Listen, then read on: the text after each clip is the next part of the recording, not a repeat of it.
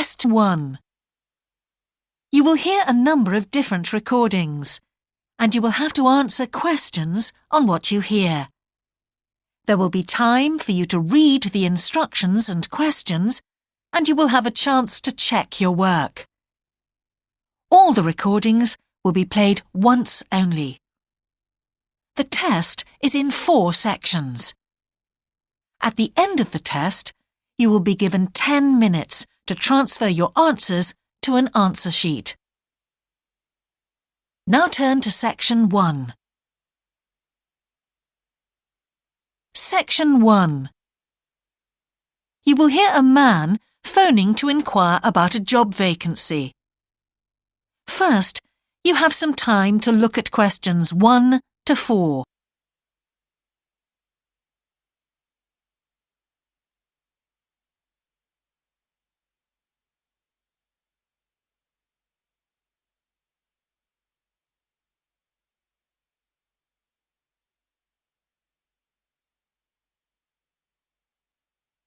You will see that there is an example that has been done for you. On this occasion only, the conversation relating to this will be played first.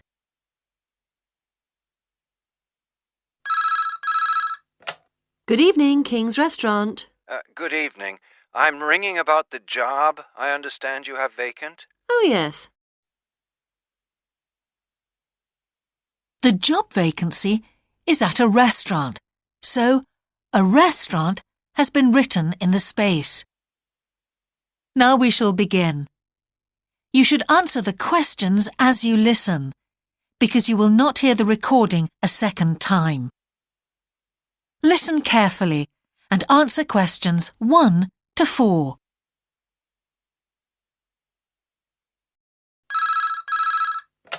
Good evening, King's Restaurant. Good evening. I'm ringing about the job I understand you have vacant. Oh, yes. I'd like to find out a few more details, if I may. Yes, of course. Can I take your name? It's Peter Chin. OK, Peter. Well, if you want to ask about the job, and then if we're both still interested, we could arrange for you to come for an interview. Great, thanks. I'm afraid I missed the advert for the job, but heard about it from a friend. That's no problem at all. What would you like to know? Well, what sort of work is it? Washing up? It's answering the phone. Oh, right, fine. And not waiting at table. That'd be good. And how many nights a week would it be? Well, we're really only busy at the weekend. So 2 nights? 3, actually, so it would work out at 12 hours a week. That'd be fine. It wouldn't interfere with my studies. Are you at the university? Yes, first-year physics student. Oh, right. And because I'm not an EU national, would I need a work permit? Yes, you would. Just get your tutor to sign it. That wouldn't be a problem if I were to get the job. Where exactly is the restaurant? Well, we have 2 branches.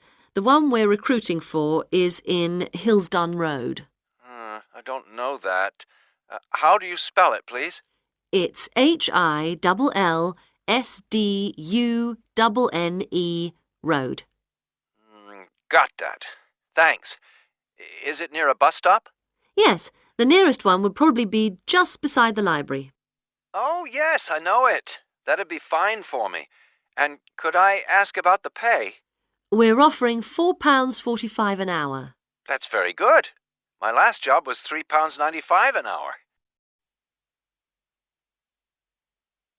Before you hear the rest of the conversation, you have some time to look at questions 5 to 10.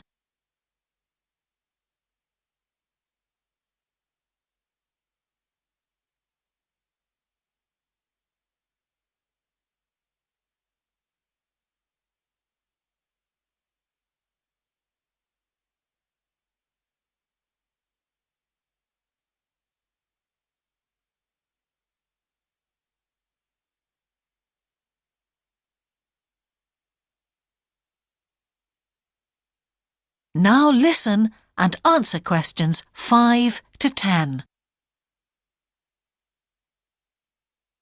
We feel it's pretty good, and we also offer some good fringe benefits. Really? Well, we give you a free dinner, so you eat well. Right. Better than hostel food. We certainly hope so. And we also offer extra pay for working on national holidays. Oh, that's a really good perk, isn't it? Yes, we think so. And then because of the difficulties of getting public transport, if you're working after 11 o'clock, we drive you home. Oh, that's good to know. Well, we'd certainly be interested in inviting you for an interview, if you're still interested. Oh, yes, certainly. Could I just also ask what qualities you're looking for? Well, for this particular job, we want a clear voice, which you obviously do have. Thanks. And you must be able to think quickly, you know. Well, I hope I... So, when could you come in for an interview? We're actually quite quiet tonight. Sorry, I couldn't come tonight. Or tomorrow, I'm afraid. Thursday's okay. That'd be 22nd of October? Fine. After 5 p.m.? Yes, fine. Would 6 o'clock be okay? Perfect. And could you bring along the names of 2 referees? Yes, that's fine. No problem. Good. I look forward to seeing you. Oh, by the way, who should I ask for? Oh, yes, of course. Sorry. My name is Samira Manuja. Can you spell that, please? Manuja. Okay. I've got that. Thanks very much. Look forward to seeing you later on then. That is the end of section 1. You now have half a minute to check your answers.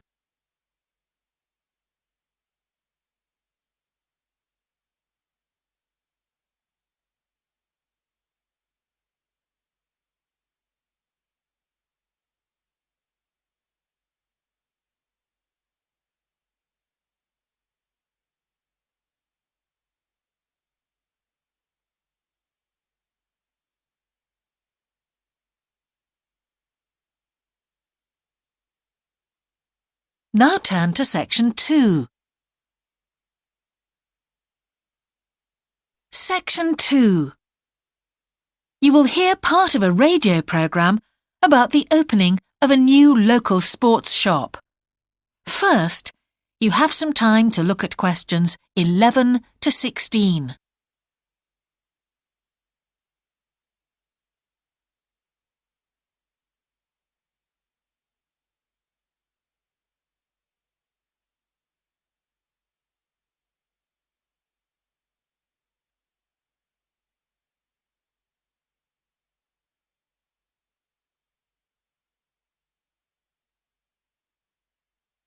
Now listen carefully and answer questions 11 to 16. Now we go to Jane, who is going to tell us about what's happening in town this weekend. Right, thanks, Andrew. And now on to what's new. And do we really need yet another sports shop in Bradcaster? Well, most of you probably know Sports World, the branch of a Danish sports goods company that opened a few years ago. It's attracted a lot of custom, and so the company has now decided to open another branch in the area. It's going to be in the shopping centre to the west of Bradcaster, so that will be good news for all of you who found the original shop in the north of the town hard to get to. I was invited to a special preview, and I can promise you, this is the ultimate in sports retailing. The whole place has been given a new minimalist look with the company's signature colours of black and red. The first 3 floors have a huge range of sports clothing as well as equipment. And on the top floor, there's a cafe and a book and DVD section. You'll find all the well-known names, as well as some less well-known ones. If they haven't got exactly what you want in stock, they promise to get it for you in 10 days. Unlike the other store, where it can take up to 14 days. They cover all the major sports, including football, tennis and swimming. But they particularly focus on running, and they claim to have the widest range of equipment in the country. As well as that, a whole section of the 3rd floor is devoted to sports bags, including the latest designs from the States. If you can't find what you want here, it doesn't exist. Before you hear the rest of the programme, You have some time to look at questions 17 to 20.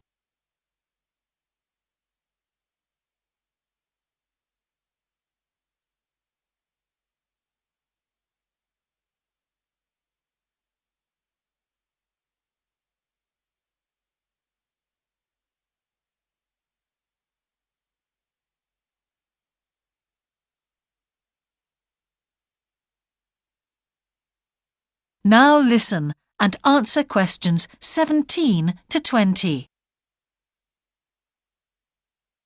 The shop will be open from 9 a.m. this Saturday, and if you go along to the opening, then you'll have the chance to meet the national 400 metres running champion Paul King, who's coming along to open the shop.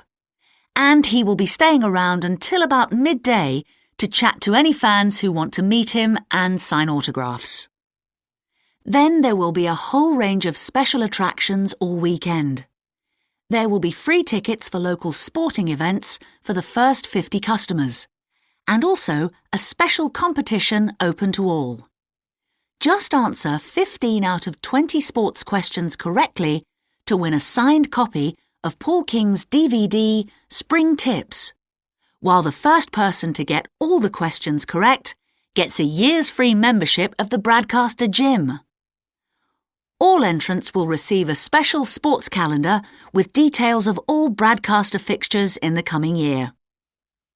One of the special opening offers is a fitness test, a complete review of your cardiac fitness and muscle tone, actually done in the shop by qualified staff.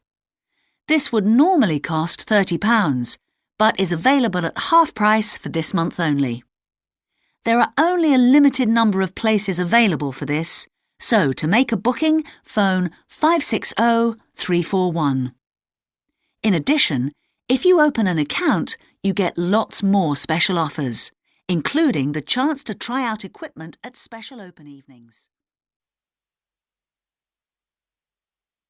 That is the end of section 2. You now have half a minute to check your answers.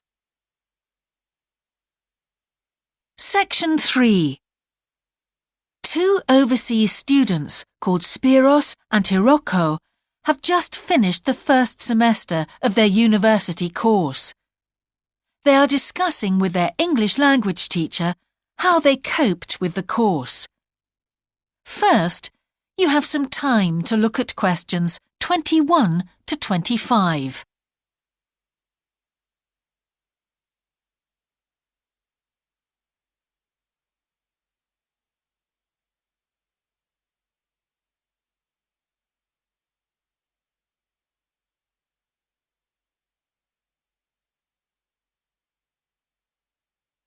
Now listen carefully and answer questions 21 to 25. Before we start, Spiros and Hiroko, thanks for coming in today to talk about your recent study experiences, and congratulations to you both in doing so well in your first semester exams. Thank you. I'd like to discuss with you the value of the English for Academic Purposes course you did here last year before starting your university course. Spiros, if I could start with you, what parts of the program have now proved to be particularly valuable to you? I think that having to do a seminar presentation really helped me. For example, a couple of weeks ago in our marketing subject, when it was my turn to give a presentation, I felt quite confident. Of course, I was still nervous, but because I had done one before, I knew what to expect. Also, I know I was well prepared, and I had practiced my timing. In fact, I think that in relation to some of the other people in my group, I did quite a good job, because my overall style was quite professional. What about you, Hiroko? That's interesting. In my group, I was really surprised by the way the students did their presentations. They just read their notes aloud. Can you believe that? They didn't worry about their presentation style or keeping eye contact with their audience. And I remembered that these things were really stressed to us in the course here. So, how did you approach your presentation, Hiroko? Well, to speak frankly, I read my notes too. At the time, it was a relief to do it this way, but actually, when I had finished, I didn't feel any real sense of satisfaction. I didn't feel positive about the experience at all. That's a pity. You know, although I was pleased with my presentation, I am not so pleased with my actual performance right now in the tutorials. During the whole semester, I've not said anything in our tutorial discussions. Not a word. Really, Spiros? Why's that? Do the other students talk too much? It's partly that, but it's mostly because I have had no confidence to speak out. Their style of speaking is so different. It's not the style we were used to during the course. They use so many colloquialisms. They're not very polite, and sometimes there seems to be no order in their discussion. Also, they are very familiar with each other, so because they know each other's habits, they can let each other into the discussion. You're right, Spiros. I've experienced that too. Before you hear the rest of the conversation, you have some time to look at questions 26 to 30.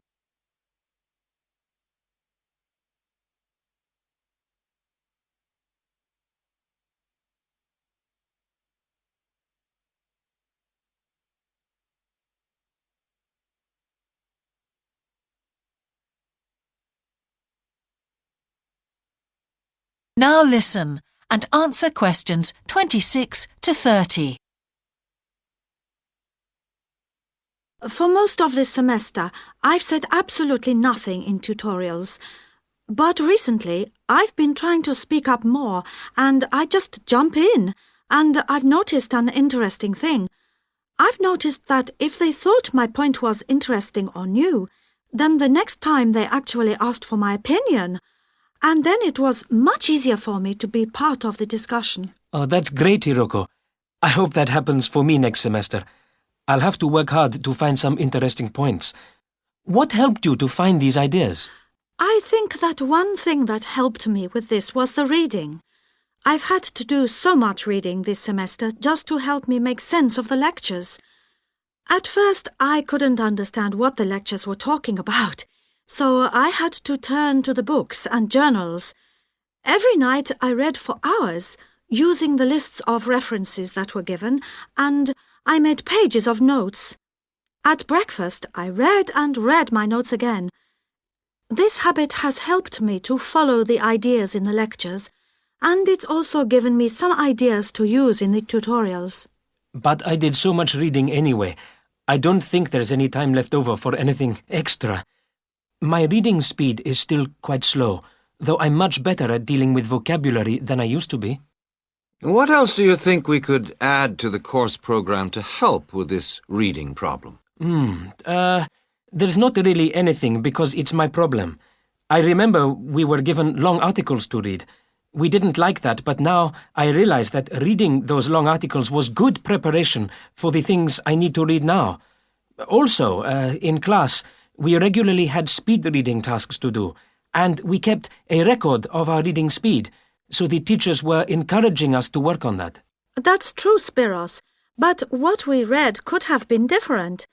Sometimes in the English class, I felt frustrated when I had to read articles about the environment or health or education, because I wanted to concentrate on my own field, but we didn't read anything about engineering. So I think I wasted some time learning vocabulary I didn't need. But surely the strategies you were taught for dealing with that vocabulary were helpful? Yes, but psychologically speaking, I would have felt much better working on reading from my own field. What do you think, Spiros? Oh, I agree. That would have helped my confidence too, and I would have been more motivated. It was good, though, that we could work on our own topics when we wrote the research assignments. Okay, let's move on to writing now. That is the end of section 3. You now have half a minute to check your answers.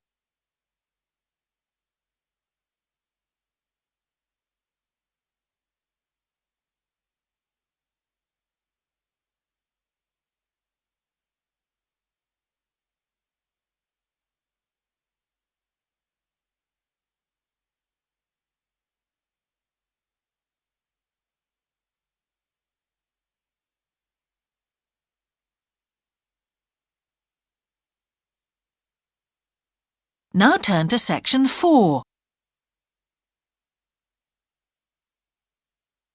Section 4. You will hear part of a lecture about a problem related to the behaviour of certain sea creatures. First, you have some time to look at questions 31 to 40.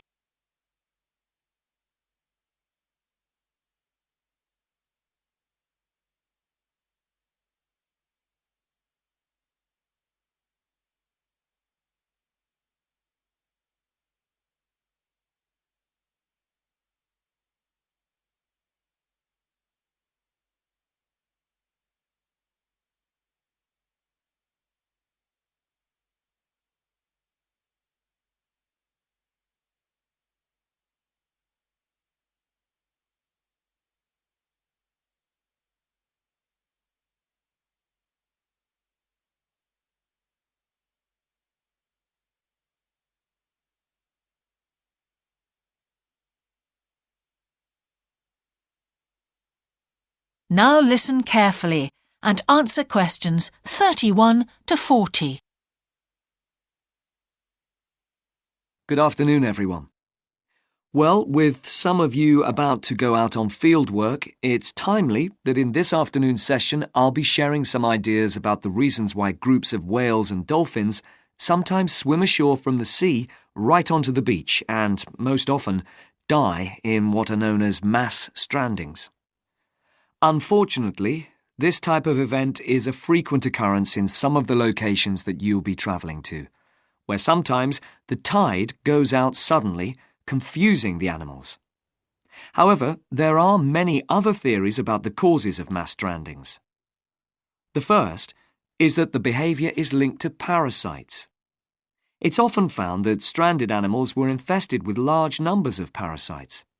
For instance, a type of worm is commonly found in the ears of dead whales. Since marine animals rely heavily on their hearing to navigate, this type of infestation has the potential to be very harmful. Another theory is related to toxins or poisons. These have also been found to contribute to the death of many marine animals. Many toxins, as I'm sure you're aware, originate from plants or animals. The whale ingests these toxins in its normal feeding behaviour, but whether these poisons directly or indirectly lead to stranding and death seems to depend upon the toxin involved. In 1988, for example, 14 humpback whales examined after stranding along the beaches of Cape Cod were found to have been poisoned after eating tuna that contained saxitoxin, the same toxin that can be fatal in humans.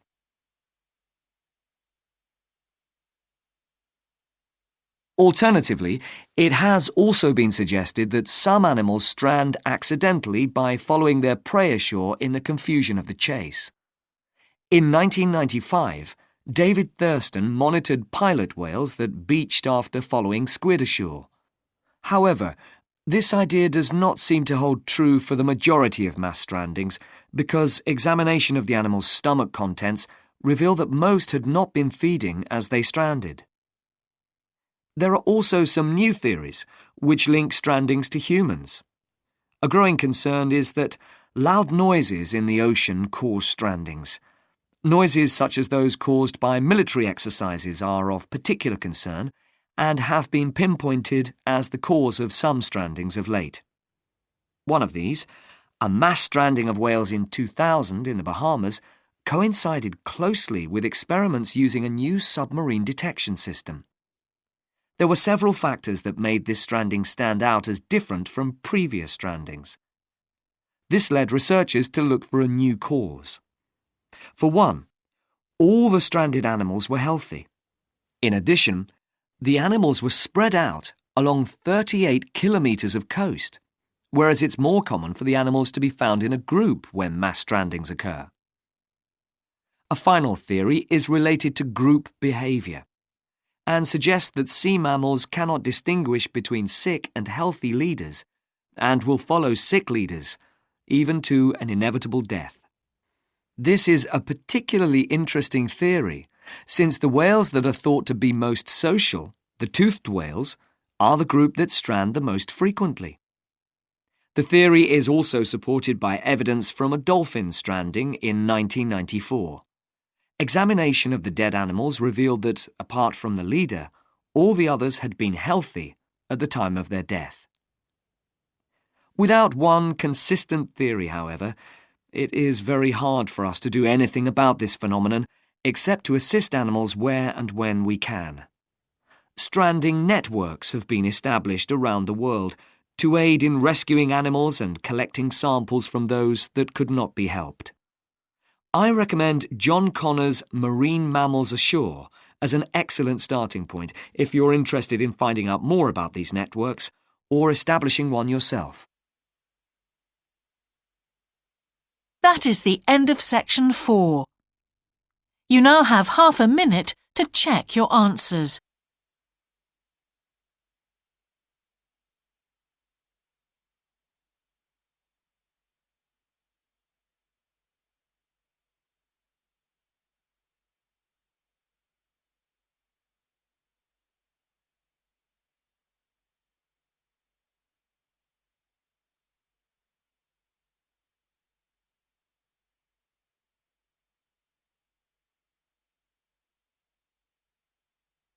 That is the end of the listening test. In the IELTS test, you would now have 10 minutes to transfer your answers to the answer sheet.